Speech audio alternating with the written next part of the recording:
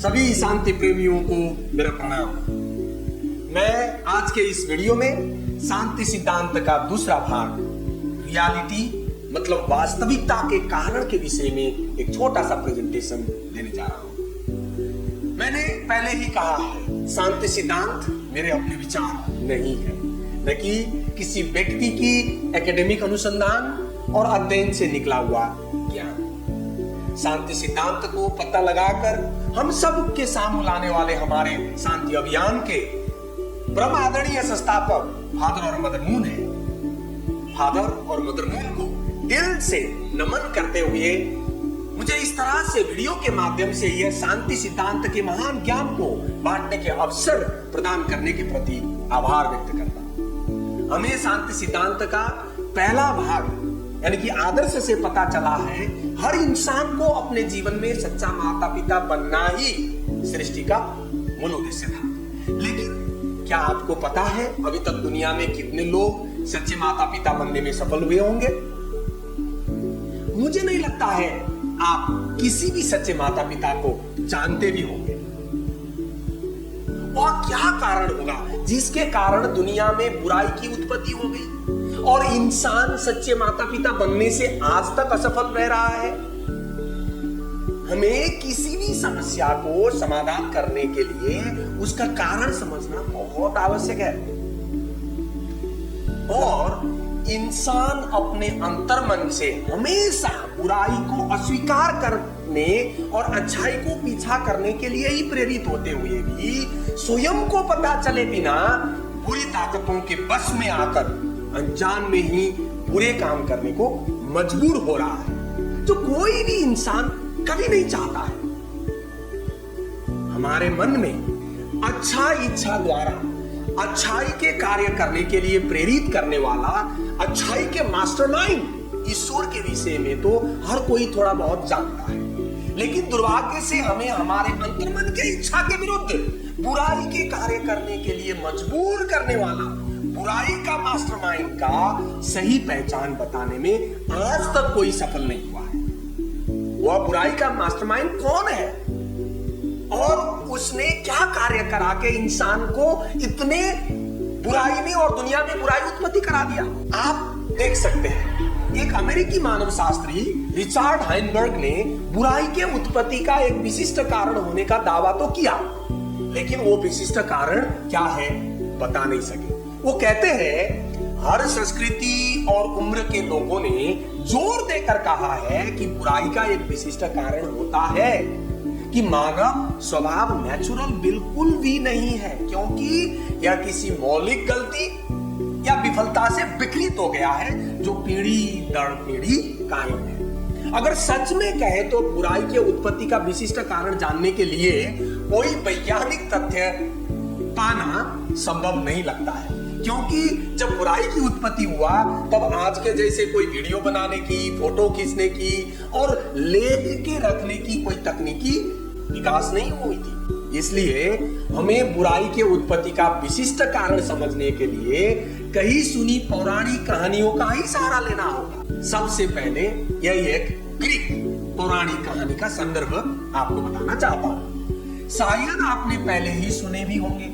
यह कहानी को पेंडोरा बॉक्स की कहानी कहते हैं, जिसमें कहा गया है कि पेंडोरा धरती की पहली स्त्री थी और उसको एक बॉक्स दिया गया था जिसको उसके शादी के बाद ही खोलना था, लेकिन उसने शादी से पहले ही वो बॉक्स खोल दी और उसी से धरती में बुराई फैल गई।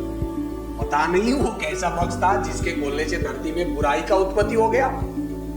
इसी प्रकार एक अफ्रीकी पौराणिक कहानी का मुताबिक एक आदमी को पेड़ में ही पके हुए केले लाने को कहते हैं, लेकिन उसको खाना नहीं चाहिए था, लेकिन वो खा लेता है और वहीं से बुराई का उत्पत्ति हो जाता है। और ईसाई की बाइबल में बुराई की उत्पत्ति को लेकर एक बहुत ही प्रचलित कहानी है, जिसमें कहा गया है परमेश्वर ने सृष्टि के पश्चात ईडन के गार्डन में आदम और ईव नाम के एक स्त्री और पुरुष को अपने ही स्वरूप में बनाकर रखा और कहा कि गार्डन के सभी पेड़ के फल को खाना, लेकिन एक पेड़ जिसका नाम था अच्छाई और बुराई के ज्ञान का पेड़, उसका फल नहीं खाना। जिस दिन आप वो फल खाओगे उस दिन आप मर जाओगे।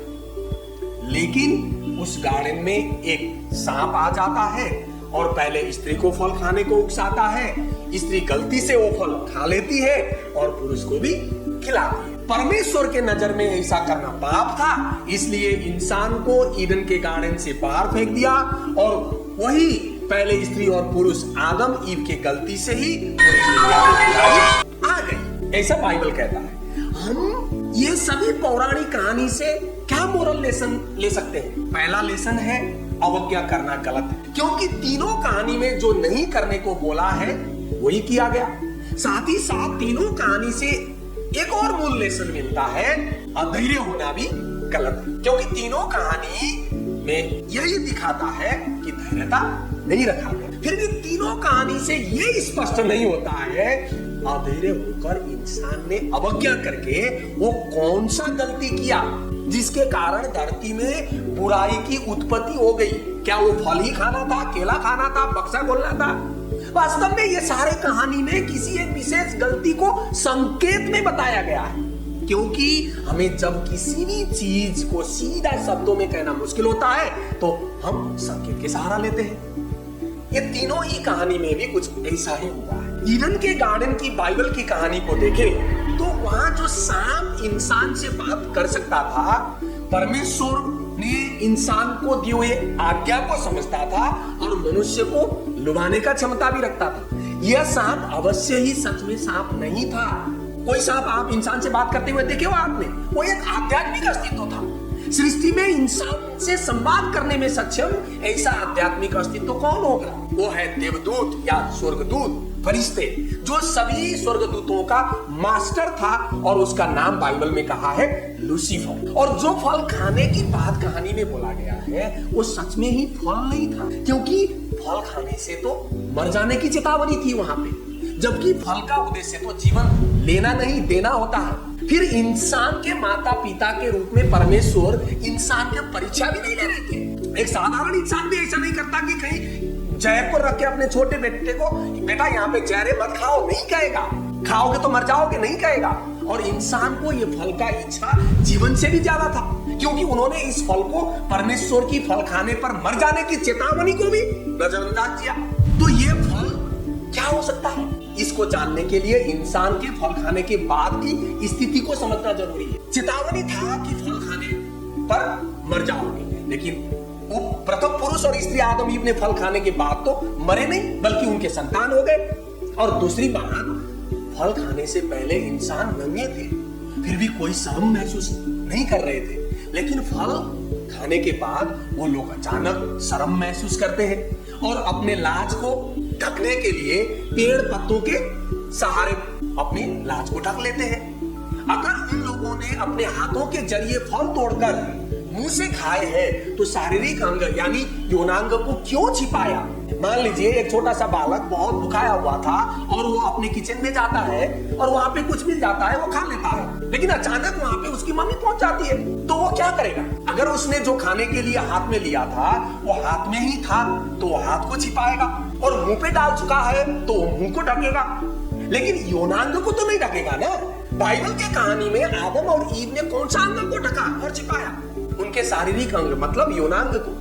इसका मतलब है गलती शारीरिक अंग यानी कि यौनांग से हुआ है। शारीरिक अंग से होने वाला कौन से काम को हम गलत काम मानते हैं? वो काम है शारीरिक अंग के, यौनांग के दुरुपयोग करके अपरिपक्व और नाजायज तरीके से, अनैतिक तरीके से बनाया हुआ संबंध। ये सभी बातों का एक ही निष्कर्ष है, वो है कि इंसान ने बुराई के उत्पत्ति के लिए जो गलती किया था वह था उचित समय से पहले ही आपस में शारीरिक संबंध बनाना। इस बात को प्रमाणित करने के लिए हमें बहुत सारे तथ्य मिल जाते हैं, उनमें से कुछ मैं आपको बताना चाहता हूँ। सबसे पहले, आम दुनिया के लोग यौन संबंध बनाने की बात को गंदा काम और ऐसे बातों को गंदी बात कहते हैं। शारीरिक संबंध तो सिर्फ अकेला ऐसा कार्य है जिसके द्वारा दो लोग एक आपस में असीम प्रेम का अनुभव करते हैं और उसी से जीवन का जन्म होता है और फिर वंश आगे बढ़ता है। ऐसे पवित्र कार्य को फिर हम क्यों गंदा कहते हैं? मान लीजिए आप एक गिलास में साफ पानी रखे हो और गलती से उस पानी में कुछ डस्ट गिर गया या कुछ शरीर को हानि करने वाले चीजें मिक्स हो गई, तो क्या आप उस पानी को पिएंगे? नहीं, वो पानी गंदा पानी कहेंगे आप। शायद शारीरिक संबंधी भी कुछ इसी तरह के कार्यों से पहले तो पवित्र था, बाद में गंदगी में परिणत हो गया, इसलिए आज तक भी लोग इसको गंदगी कह रहे हैं। दूसरा प्रमाण है, सभी महान विश्व धर्म ने भी शारीरिक संबंध के दुरुपयोग को गलत और सबसे मूल पाप माना है और सभी धर्म ग्रंथ ने यौन दुराचार से बचने के लिए सख्त निर्देशन दिया है। हिंदू धर्म के पवित्र ग्रंथ भागवत गीता में भगवान श्री कृष्ण कहते हैं, काम यौन के वासना के प्यास से होता है स्मृति विभ्रम। स्मृति भ्रमित होने पर बुद्धि का नाश होता है और बुद्धि के नाश होने से वो मनुष्य ही नष्ट हो जाता है। और बौद्ध धर्म अपने ग्रंथ में कहता है, विचारहीन पुरुष के साथ 4 बातें होती जो दूसरे पुरुष की पत्नी से अनैतिक संबंध बनाता है। वो 4 बातें हैं, आत्मा का पतन, भयभीत सुख, कानून का खतरा और नरक का मार्ग। इन चारों को ध्यान में रखते हुए कोई पुरुष किसी दूसरे पुरुष की पत्नी के पीछे ना जाए। बुद्ध धर्म ऐसा कहता है। एक और प्रमाण अपने ही हिंदू धर्म में मिलता है, शिवलिंग। मुझे पता नहीं आप में से कितने लोग जानते हैं कि यह शिवलिंग में जो बेस का भाग है वो पार्वती के यौनांग का प्रतीक है। शिव और पार्वती के यौनांग को आदि शक्ति के स्वरूप मानकर हमें इसलिए पूजा करने लगाया गया है कि हम इसको देखकर यह सीख सके कि हमें भी हमारे पास के यौनांग को भोलेनाथ शिव और पार्वती की तरह ही एक पतिव्रत और पत्नीव्रत होकर अपने अंदर दैवीय शक्तियों को इकट्ठा करके इसको पालना करना होगा। अगर मानव पतन ना हो गए होते तो यह ज्ञान इस तरह से पढ़ाना नहीं पड़ता। अगर हम अन्य प्रमाणों का बात करें, यह बुराई के उत्पत्ति का कारण और इसका असर पीढ़ी दर पीढ़ी प्रसारित हो रहा है। अगर हमारे पहला पूर्वज का मिस्टेक सिर्फ सच का ही फल खाना होता तो एक जनरेशन से दूसरे जनरेशन में फल खाने का असर नहीं जाता। इस तरह से आज समाज और देश दुनिया में देखे तो शारीरिक संबंध बनाने के कार्य इतने पवित्र और महान होते हुए भी इतना सस्ता और बाजारू हुआ है कि लोग इसके खुलेआम कीन बेच कर रहे हैं और देह व्यापार को एक बहुत बड़ी इंडस्ट्री बना दिया गया है। आप आज के समाज को और परिवार को और गौर से देखेंगे तो परिवार का टूटना और समाज में विकराल समस्या के रूप में बढ़ता हुआ अपराध का भी मूल कारण यही पति और पत्नी बीच के होने वाली शारीरिक यानी कि यौन संबंध और प्रेम संबंध का दुरुपयोग ही है। आप चाहे सावधान इंडिया देखो, क्राइम पेट्रोल देखो या कोई भी सामाजिक अपराध को दिखाने वाले कार्यक्रम टेलीविजन में देखो या कहीं भी सुनो, आपको समझ में आ जाएगा कि करीब करीब सभी अपराध का जड़ वही शारीरिक यौन और यौन संबंध की दुरुपयोग से ही यह शारीरिक दुरुपयोग यानी कि यौन दुरुपयोग इतनी विनाशकारी होती है कि इसके चलते सिर्फ परिवार, समाज और देश ही नहीं, पूरी मानव सभ्यता तक बिना किसी के आक्रमण नष्ट हो जाता है। इसका एक उदाहरण है रोम की सभ्यता। यह सभ्यता का विनाश किसी बाहरी शक्ति से नहीं हुआ था।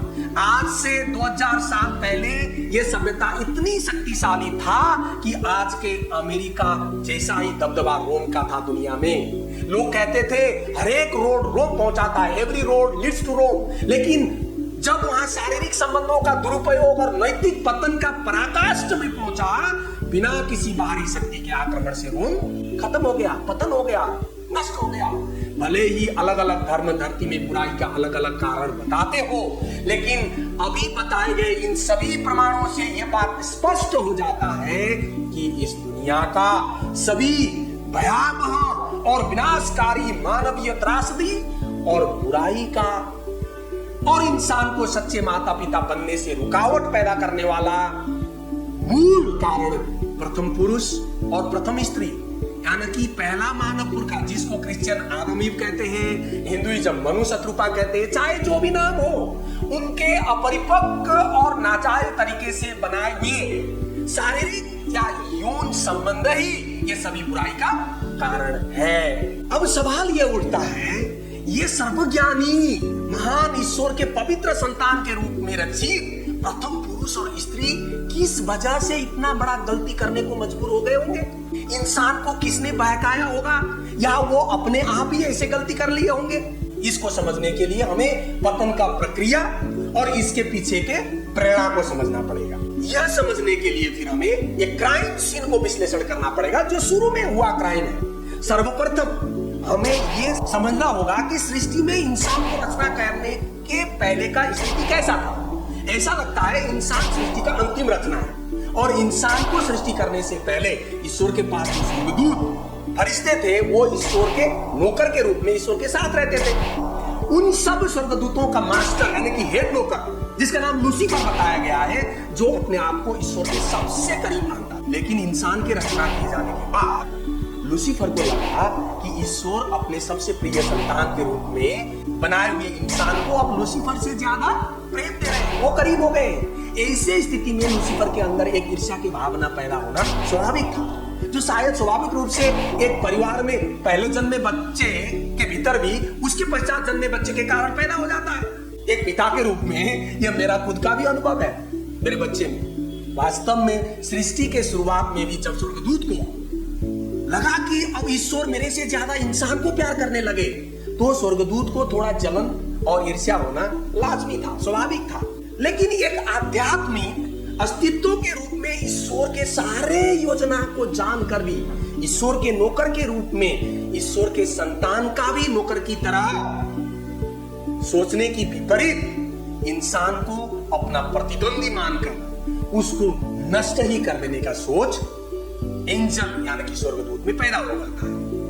यही अपना स्वार्थ केंद्रित गलत सोच की प्रेरणा से स्वर्गदूत ने सबसे पहले ईश्वर से अपना रिश्ता तोड़ा, और फिर ईश्वर के सबसे प्रिय पुत्री और प्रथम स्त्री को छल करके शारीरिक पतन यानी कि आदम और ईव को नाजायज और अनैतिक यौन संबंध बनाने की स्थिति तक पहुंचा दिया, जिसके बाद वो स्वर्गदूत एक दुष्ट शैतान बन गया, जो वास्तव में शुरू में एक स्वर्गदूत था।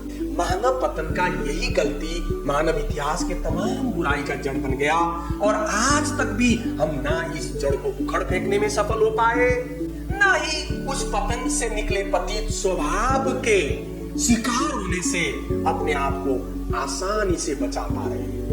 जैसे कि बाइबल में कहा गया था, इंसान ईडन के गार्डन का वर्जित फल खाने पर मर जाएगा। वास्तव में इंसान ने फल तो खा लिया, फिर मरा तो नहीं। तो क्या परमेश्वर ने झूठ बोला था बाइबल में? ना। इंसान के पतन हो जाने से जो चीज हमारे अंदर मरा वो है हमारा आत्मा। इंसान अचेतन और मरा हुआ आत्मा के साथ जी रहा है, जो ईश्वर के प्रेम और जीवन से बहुत दूर है। साथ ही साथ अपने विरासत में बुराई को हासिल किया और उसी को बढ़ावा दे रहा है। इतना ही नहीं, इंसान के सारे आत्मिक इंद्रियों को भी बंद हो गए हैं। वो अपने आप को पूर्ण करने का और आदर्श बनाने का दैवीय क्षमता को भी खो लिया। इसलिए हम सभी लोग यह तक सोचते हैं कि पूर्णता और आदर्श बनना ही संभव नहीं है। सिर्फ इतना ही नहीं, और भी कुछ भयानक परिणाम है मानव पतन का, जिसको हमें समझना बहुत आवश्यक है। मानव पतन के भयावह उन परिणामों को लेखा जोखा कर पाना भी संभव वास्तव में नहीं है। मानव पतन ने ईश्वर के महान आदर्श योजना को तहस नहस कर दिया। पतन के कुकृत्य ने ईश्वर के आदर्श योजना अनुरूप ईश्वर के सच्चे प्यार में केंद्रित सच्चे परिवार बनाकर सच्चे माता पिता बनते हुए धरती में स्वर्ग निर्माण के स्थान में झूठे प्यार और बुराई के राजा शैतान के केंद्रित होकर धरती को ही नरक में परिणत कर दिया। धरती में स्वर्ग निर्माण हो गया होता तो हमें वसुधैव कुटुंबकम हमारे पारंपरिक संदेश को वास्तविकता में अनुभव करने का मौका मिलता। लेकिन आज हम जो अनुभव कर रहे हैं वह मानव एक परिवार के रूप में आदर्श दुनिया कहीं से भी नहीं लगता है, बल्कि पूरे धरती पतित स्वभाव और पाप कर्मों के बुरे गतिविधियों में जकड़ा हुआ है, जिसे न सिर्फ धरती के मानव बल्कि सृष्टिकर्ता ईश्वर को भी बहुत बड़ी चोट पहुंची हुई है और पीड़ा में जीने को मजबूर है। पतित स्वभाव का बात करें तो हमें मूल रूप में 4 किस्म के पतित स्वभाव इंसान के अंदर दिखाई देता है, जो इंसान को बस में रख रहा है। और ये पतित स्वभाव को विस्तार से समझने के लिए ये इतनी छोटी सी लेक्चर काफी नहीं है। मुझे विश्वास है आप पीस प्रिंसिपल शांति सिद्धांत के एडवांस कोर्स को अटेंड करके पतित स्वभाव के एटीट्यूड और उसके असर को समझकर अपने आप को पतित स्वभाव से बचा पाएंगे।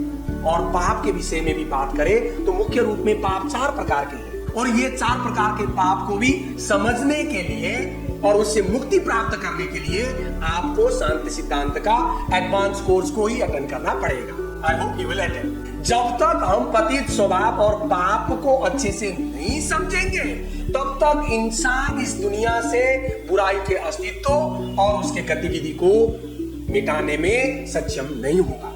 शैतान केंद्रित स्वार्थी होकर इंसान शारीरिक भूख के संतुष्ट करने के लिए शैतानिक गतिविधि को बढ़ावा देता रहेगा।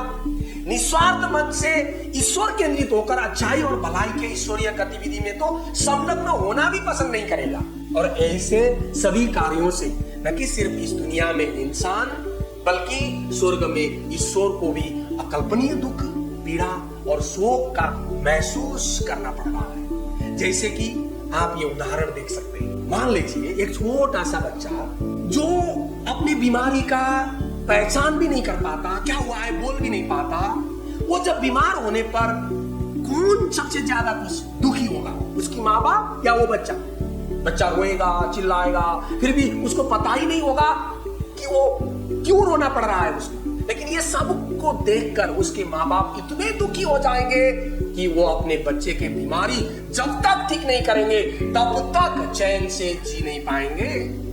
वास्तव में हमारे माँ बाप के रूप में ईश्वर भी ऐसे ही हालात में है और अपने सारे संतान इस धरती के हर एक इंसान को उनके दुख, पीड़ा और कष्ट, शोक से मुक्ति दिलाने के लिए बार बार प्रयास कर रहे हैं, फिर भी आज तक सफलता नहीं मिल पाया।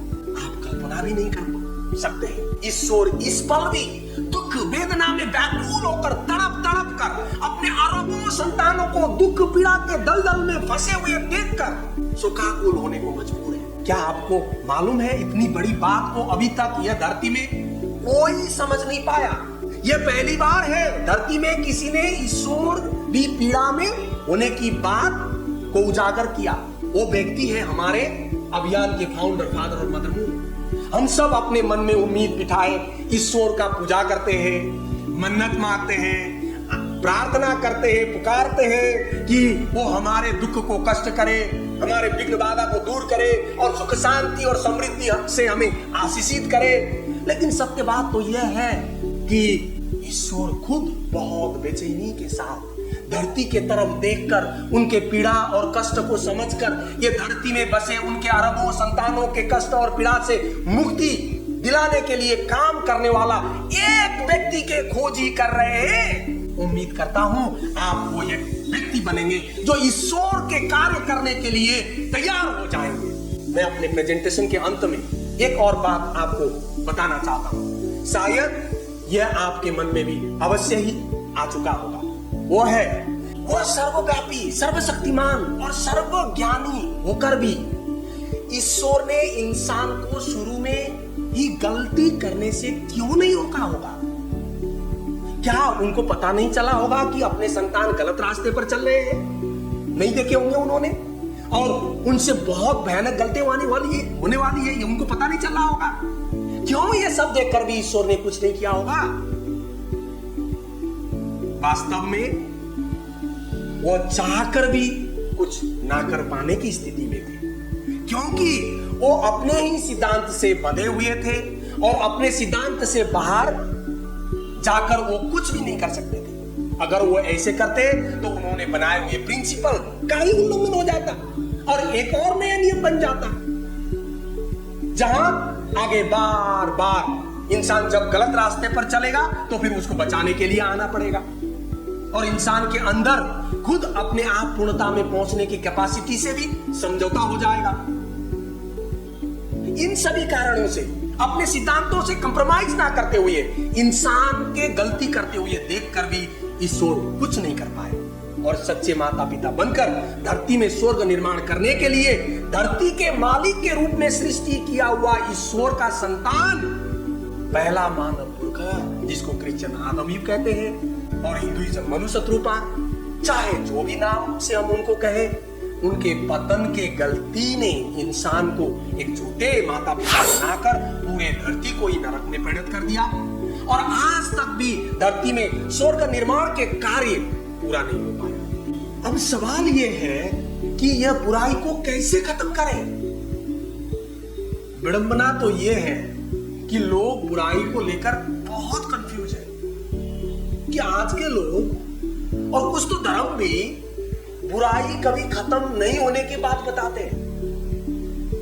बुराई को भी ईश्वर ने ही बनाया है बोलते हैं। सिर्फ इतना ही नहीं, अपने बचाव में और अपने अंदर के बुराई को सफाई देते हुए स्वयं भगवान में तक बुराई गिनाते हैं। इसलिए बुराई खत्म नहीं, उल्टा ये धरती ही एक दिन विनाश हो जाएगा, खत्म हो जाएगा कहते हैं। फिर तो हमारे भगवान श्री कृष्ण ने भागवत गीता में जो बोला वो झूठ है। उन्होंने झूठ बोला था। वो क्या कहते थे? यदा यदा हि धर्मस्य ग्लानिर्भवति भारत अभ्युत्थानं धर्मस्य तदात्मानं सृजाम्यहम् परित्राणाय साधूनां विनाशाय च दुष्कृतां धर्म संस्थापनार्थाय संभवामि युगे युगे। अर्थात जब जब इस पृथ्वी पर धर्म की हानि होती है, विनाश का कार्य होता है और अधर्म आगे बढ़ता है, तब तब मैं इस पृथ्वी पर आता हूं और इस पृथ्वी पर अवतार लेता हूं। मैं नहीं, श्री कृष्ण सज्जनों और साधुओं को रक्षा करने के लिए और पृथ्वी पर से पाप को नष्ट करने के लिए तथा दुर्जनों और पापियों के विनाश करने के लिए और धर्म की स्थापना के लिए मैं हर युग में बार बार अवतार लेता हूं और समस्त पृथ्वीवासियों को कल्याण करता हूं। फिर तो मुझे लगता है भगवान श्री कृष्ण की अवतार लेने की समय आ गई है और ये दुनिया में बुराई का अंधेरा मिटाकर अच्छाई का सुनहरा युग प्रारंभ करने का समय अब आ गया है। इस तरह से एक दिन बुराई का सर्वनाश होगा ही और अच्छे दिन आएंगे। नहीं तो सत्यमेव जयते कहने वाला अपने देश के राष्ट्रीय प्रतीक का कोई मतलब नहीं होगा और हर साल विजयदशमी को मनाना भी बेकार हो जाएगा। हमें द्वापर युग में राम ने रावण का विनाश करके प्राप्त किए विजय को याद करके सिर्फ साल में एक बार विजयदशमी में रावण को जलाने से दुनिया से बुराई खत्म होने का सपना नहीं देखना चाहिए, बल्कि सत्य के ज्ञान रूपी आग से अपने अंदर के रावण रूपी बुराई को हर रोज जलाना होगा। तभी हम बुराई से मुक्त हो जाएंगे और दुनिया में शांति और अच्छाई का राज स्थापित होगा। यह सभी करने में सफल होकर बुराई के समाधान द्वारा इंसान कैसे अपने खोए हुए आदर्शों को पुनर्स्थापित करके सफलतापूर्वक सच्चे माता पिता बन सकता है, इस ज्ञान को सीखने के लिए आपको मेरा अगला वीडियो शांति का सिद्धांत का समाधान के भाग को देखना और जानना होगा। उम्मीद करता हूं आप मेरे अगले वीडियो जरूर देखें। आपने अभी तक मेरे YouTube चैनल कृष्णा अधिकारी ऑफिशियल्स को सब्सक्राइब नहीं किए हैं तो जरूर कर लें। यह वीडियो देखने के लिए आपको बहुत बहुत धन्यवाद। जय हिंद।